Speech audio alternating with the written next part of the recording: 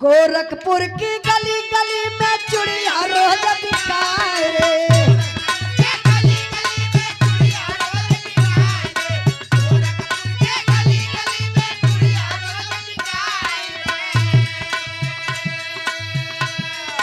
गोरखपुर की गली गली में चुड़िया रोज बिकाए रे।